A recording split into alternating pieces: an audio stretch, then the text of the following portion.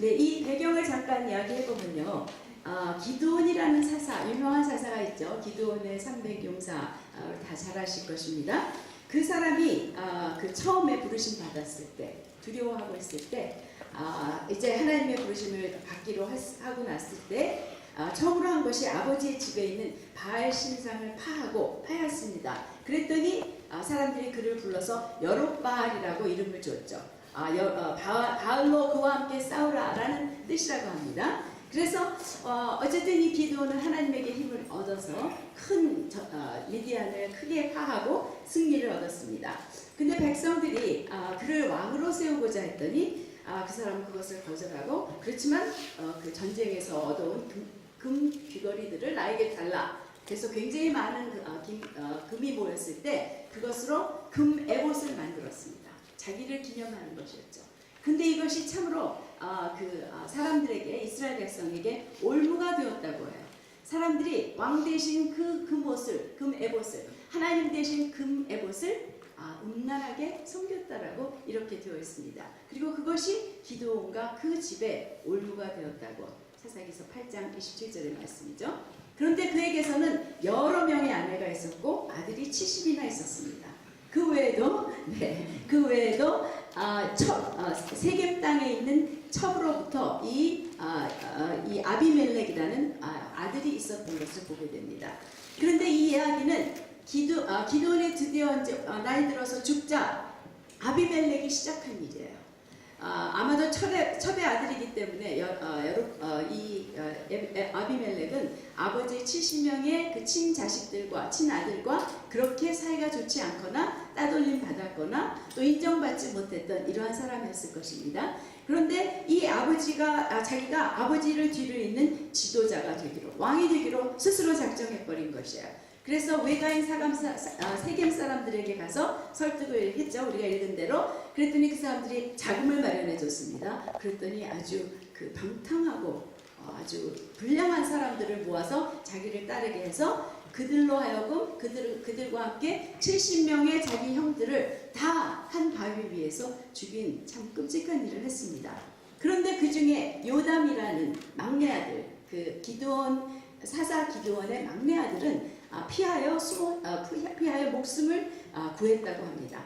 그런데 이 아비멜렉이 세겜에서 왕이 됐다는 소식을 듣자 요담이 세겜으로 찾아와서 멀리서 산 위에서 이 세겜 사람들에게 하는 말의 내용이 오늘의 이야기였던 것이죠. 여기에는 여러 가지 나무들이 나옵니다. 처음에는 이름으로 불려지지 않은 그저 나무들, 또 그 다음에 감람나무, 무화과나무, 포도나무가 나오고 그 다음에 가시나무가 나옵니다. 또 제일 마지막에는 백향목 나무에 대해서 얘기하게 됩니다. 이것은 실상은 이 모든 나무들은 사람으로 의인화되어 있습니다. 나무들이 가서 왕이 되라 하는 이런 의인화했고, 또 실상은 이것은 사람들을 비유하는 세겜 사람들과 또 아비멜렉과 이러한 사람들을 비유하는 것임을 우리가 이미 볼 수가 있겠죠. 그래서 먼저 우리가 그냥 나무들이라고 말했던 그 나무들이란 누구일까? 새 나무들에게 찾아가서 이렇게 얘기하죠. 와서 우리의 왕이 되라. 우리의 왕이 되라고 요청하는 그러한 나무들이었습니다. 실상 이 나무들은 아주 어리석은 나무들이었죠. 왜냐하면 스스로 다른 나무를 왕으로 세우려는 그러한 것이었어요. 이것은 우리가 하나님의 백성들로 보자면 하나님이 원치 않으시는 일이었어요. 사사기 때의 교훈이 어떤 교훈이 나오냐면 계속 거듭되어 나오는 말이 이런 말이 있습니다. 그때 왕이 없으므로 각각 그 소견에 옳은 대로 행하더라. 그때 왕이 없었다고 해요. 물론 사사기 때는 아직 왕을 세우지 않은, 사울왕을 세우지 않은 사사기 때였습니다. 아직까지 이스라엘 백성에 왕이 없었던 때, 마땅히 왕이 없는 시대였습니다. 하지만 왕이 없으므로 자기의 소견대로 행하였더라. 이 말은 무슨 말이냐면 참된 하나님이 왕이신데, 성경에 보면 하나님은 모든 만물의, 모든 나라의 왕이시라고 되어 있습니다. 모든 만물의 참된 왕이신 하나님을 왕으로 인정하지 않는 하나님의 백성의 모습입니다.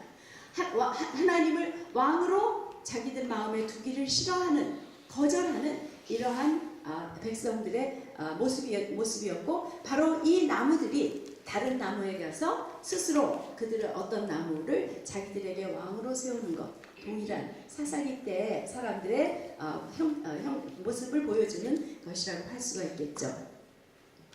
네, 어리석고 사사기에 그러한 왕이 없을 때, 왕을 왕으로 인정하지 않을 때는 우리가 사사기를 보면은 얼마나 혼란스럽고 어두운 시대였던 것을 보게 되죠. 이러한 시대의 나무들을 또한 말해주고 있는 것입니다. 그런데 그 나무들이 왕이 되라고 했던 감람나무, 무화과나무, 포도나무, 이 세 가지 나무들은 성경에 여러 번 자주 나오는, 또 성경에서도 특별한 목적으로 사용되는 그러한 나무들이, 그 열매들이 특별한 목적이 있다는 것을 우리가 이미 알고 있는 나무죠. 네, 그래서 이 감람나무는 제가 이 사람들이, 나무들이 가서, 사람들이 아니라 나무들이 이 차례로 가면서 먼저 감람나무에 갔습니다. 우리의 왕이 되라 요청하니까 어떻게 말했습니까? 하나님과 사람을 영화롭게 하는 내 기름을 어찌 버리고 나무들 위에 요동하겠느냐, 또는 우쭐거리겠느냐, 스웨이, 네, 이렇게 위에서 이렇게 막 자기가 높은 척하고 우쭐거릴 것이 아니다라는 얘기죠.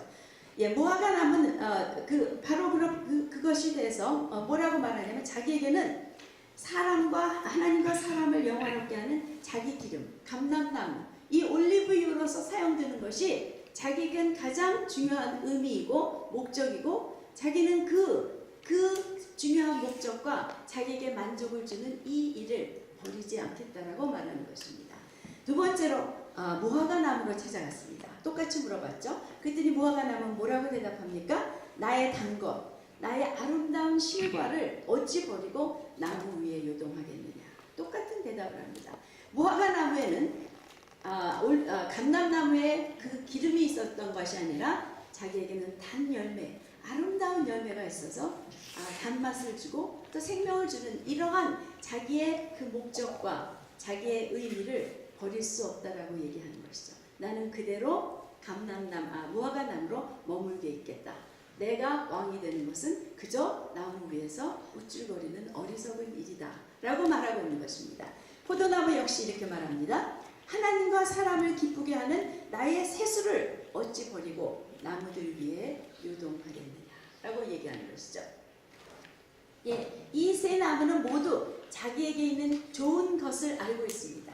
좋은 것, 바로 하나님에게서 온 선한 것, 하나님의 목적, 이 각각의 나무에 하나님이 주신 그 목적에 대해서 분명히 알고 자기는 그 목적에 따라서 사는 것이 가장 행복하고 만족된 것이기에 왕이 되는, 하나님이 두지 않으신 그 자리에 자기 스스로 있기를 원치 않는다는 아주 지혜롭고 자기를 아는, 자기의 목적을 아는, 그래서 만족하며 정말 복되게 행복하게 살고 있는 그러한 나무들이라는 것을 보고 있는 것입니다.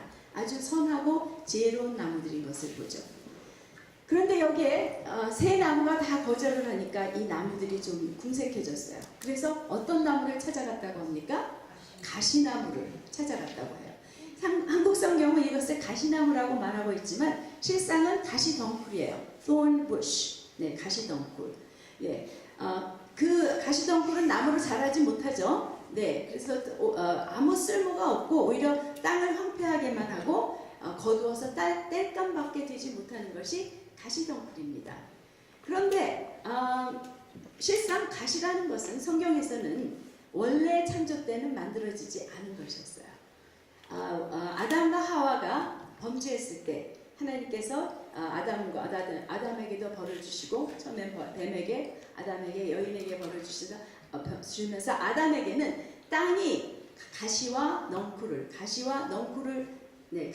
엉겅퀴를, 가시덤불과 엉겅퀴를 낼 것이라 라고 하여 그가 땀을 흘려야 일을 하는 자로 말씀해 주실 때 그때 생긴 것이 가시였던 것이에요. 말하자면 가시는 타락한 인류의 마음을 보여주는 것입니다. 바로 죄의 성품, 우리의 하나님이 원래 우리의 하나님을 닮을 수 있는 그 성품을 하나님과 함께 가지게 될 그 가능성을 잊어버린, 그래서 상한 성품을 갖게 된, 죄악의 악의 성품을 갖게 된 그러한 우리의 타락의 성품, 말하자면 분노, 원한, 포악, 또는 슬픔, 우울, 또는 무관심, 이런 가시의 형태라고 볼 수 있는 것이죠. 바로 이 요담의 이야기에서는 이 가시나무라는 것은 아비멜렉을 비유한다는 것을 우리가 볼 수 있습니다. 어쩌면 첩의 아들로 자라면서 많은 아픔 가운데 있기 때문에 가시가 가득한 마음, 그 다가온 상처를 해결하지 못했기 때문에 그 가시가 가득하여 정말 그것으로 다른 사람을 상하게도 할 수 있고 파괴할 수도 있는 쓸모없이 교만하기만 한 이러한 나무가 되었던 것을 나무로 살았던 아비멜렉의 모습을 우리가 상상해 볼 수 있는 것이죠. 그렇기 때문에 스스로 왕이 되어 자기가 받지 못한 인정과 사랑을 받고 복수하고 자기 뜻대로 마음대로 다스리고 움직여 보겠다는, 요동하겠다는 그러한 아비멜렉의 모습이 바로 가시나무인 것을 우리가 보는 것입니다. 그런데 이 가시나무에게 갔더니 유일하게 이 가시나무만이 자기가 되겠다는 거예요. 그런데 조건을 내놓습니다. 뭐냐면 자기 그늘에 피하라고. 와서 내 그늘에 피하라. 참 재미있는 이야기예요. 사실은 우스운 이야기예요. 물론 나무들은 이 조건을 받아서 이 가시나무를 왕으로 삼았습니다. 아비멜렉이 그들의 왕이 되었죠. 그런데 가시나무에게는 그늘이 있습니까? 없습니까? 그늘에 없습니다. 피하고 그곳에서 신선해지고 상쾌해질 수 있는 그늘도 없이 오히려 가시만 있기 때문에 그 곁에 가게 되면 상하고 아프고 괴로울 뿐인 그 자기 그늘 밑에 오라고. 그래서 나무들은 그것을 약속했습니다.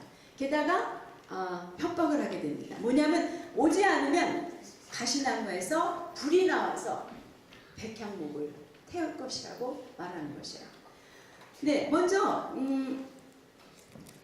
백향나무가 벼랑간 나오게 됩니다. 백향목 나무가. 네, 백향목 나무는 레위기에서는 정결케 하는 재료로서 몸이나 어떤 죄로부터 정결케 하는 그 재료 중에 하나가 백향목 나무입니다.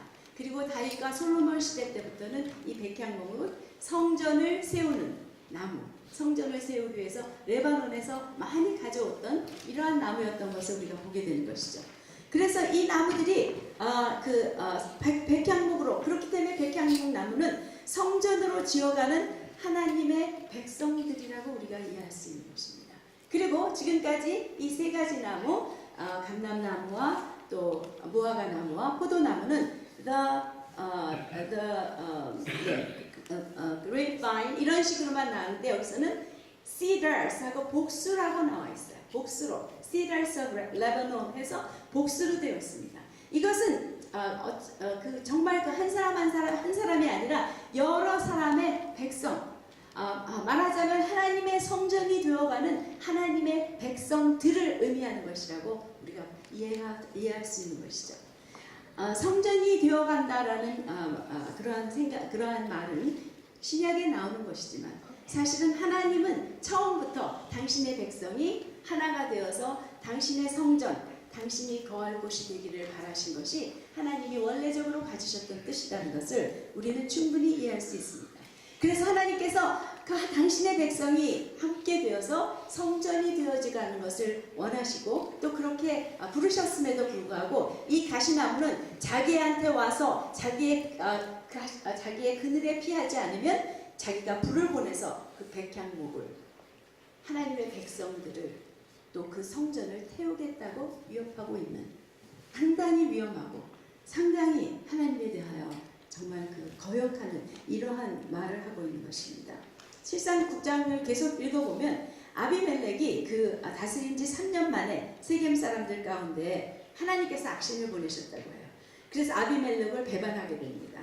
그랬더니 바로 뭡니까? 이 백성들이 3년 만에 아비멜렉의 그늘에서 나오기를 원하는 것이에요. 여긴 괴로워서 못 살겠다. 여기는 그늘이 있고 시원함이 있는 곳이 아니라 나를 아프게만 하는 가시가 있고 나를 상하게 하는 이러한 어두움이 있는 이러한 곳이다 하며 그들을 떠나게 아비멜렉에게 배반하자 아비멜렉은 참으로 자기의 편을 모아가지고 불을 내서 많은 세겜 사람들을 죽였습니다.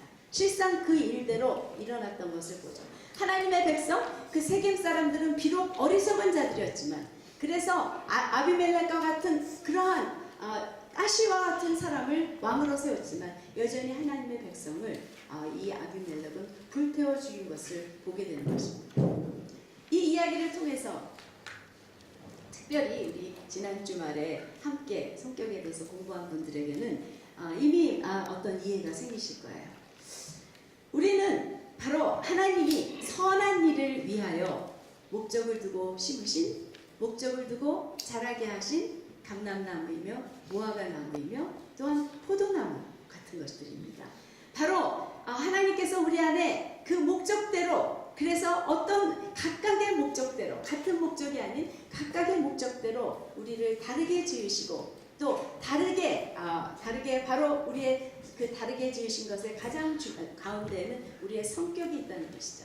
바로 그 하나님의 목적을, 그 선한 일을 위하여 우리를 지으셨다는 에베소서의 말씀같이 우리는 그의 만드신 바라 그리스도 예수 안에서 선한 일을 위하여 지으심을 받았나니, 그 선한 일이란 것은 하나님을 위한 선한 일이 아니라, 하나님은 우리의 일이 필요하지 않으시기 때문에 우리를 당신의 형상을 두고 만드셔서 우리에게 가장 선한 일, 우리가 가장 행복하고 만족할 그 일을 우리 각각에게 다른 일들을 놓으시고, 그래서 우리로 하여금 각각의 다른 사람들로 만드셔서 그 목적을 이룰 수 있도록 만드신 무화과나무이며 포도나무이며 또한 감람나무인 것을 우리는 이해하게 되는 것입니다. 네, 그런데 내 안에 있는 가시가 있을 수 있게 되는 것이죠. 있습니다. 내가 이러한 감람나무이지만 사실은 우리가 세 가지 종류의 나무가 아닙니다. 하나님은 우리를 지으실 때 독특한 존재로, 온 세상에서, 온 인류에서 나만인 독특한 존재로 만드셨다는 것을 우리는 그 시편 139편을 보며 확인하였습니다. 다윗이 하나님이 자기를 만드시는 그 광경을 목격하며 우리에게 말해준 그러한 것들을 통해서 나 같은 사람은 아무도 없다는 것, 그렇기 때문에 내 안에 두신 그 목적도 나만이 이루어드릴 수 있는 목적이며, 그 목적을 위해서 하나님이 나의 성격을 주시고 그렇게 이루시도록 하셨다는 것이죠. 그렇기 때문에 성격도, 나 같은 성격은 이 세상에 이 역사를 통해서 아무도 없는 그러한 성격이라는 것을 우리가 또 공부했죠. 하지만 이렇게 정말 하나님의 어떠하심의 한 조각씩, 그 보화 같은, 그 보석 같은 한 조각씩을 우리 안에 넣고 지으셨지만, 우리의 성격을 감싸고 있는 성품이라는 것이 있다는 것을, 우리의 성격은 정말 아름다운 것이지만 우리를 감싸고 있는 성품이 가시가 되었을 때, 실상 우리가 하나님과 교제하며, 죄를 짓지 않았다면 하나님과 교제하며 우리는 하나님의 그 아름다움, 정말 선하시고 아름다우시고 완전하신 그 성품을 닮을 수 있는 모든 가능성이 있었지만 우리가 범죄했기 때문에 우리는 죄의 성품을 갖게 됐습니다.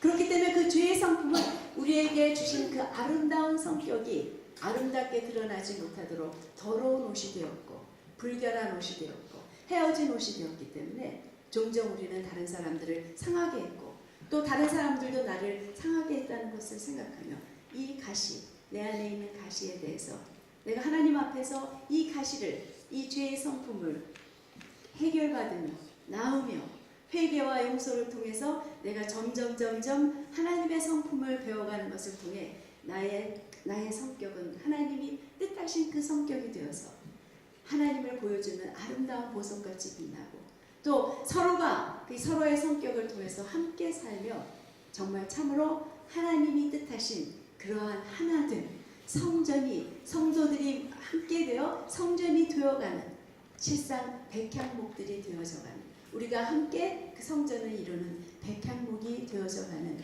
그 하나님의 뜻인 것을 우리는 이해할 수 있습니다. 그러나 우리가 이렇게 하기 위해서는, 우리가 지난주에 이것을 다 공부했고 또 다 이해했습니다. 하지만 이것이 진정한 나의 것이 되고 이 가운데 내가 나의 성격을 더욱더 발견하며, 또 내가 그 아름다운 하나님의 성품으로 내 성격이 옷 입어서 하나님이 뜻하신 그 사람이 되며 다른 사람들에게 복이 될 수 있는 유일한 길은 유일한 곳은 어디인가를 우리는 끝까지 기억하며 그것을 지킬 곳에 있어야 한다는 것입니다. 그것은 바로 하나님 앞이고 또 나를 지으신 그 창조자, 나의 왕이신 그분 앞에서 그분과 교제하는 그곳이 바로 나의 성격을 계속해서 아름다운 보석으로 발견하게 되며 그 보석을 둘러싸고 있는 성품이 주님을 닮은 선한 성품, 아름다운 성품. 그래서 우리가 무화과나무, 감람나무, 포도나무와 같이 정말 하나님과 사람들과 하나님을 영화롭게 하는 기름을 내는 자들로 또 달고 아름다운 열매를 맺어서 사람들에게 만족을 주고 또 사람들에게 그 달콤한 사랑을 나누는 그 관계로서 사는 것. 그리고 또한 그 새 포도주로 기쁨을 온 사람에게 주는 그러한 나무들로. 그리고 각각에게 두신 허령나무, 강천형나무, 최은희나무 이러한 모든 나무들로 하나님이 뜻하신 그 나무로 살며 우리는 함께 백향나무가 되어가는 그 유일한 길은 비결은 바로 주님과 매일매일 함께 말씀 가운데 그분을 교제하며 나가는 것이죠.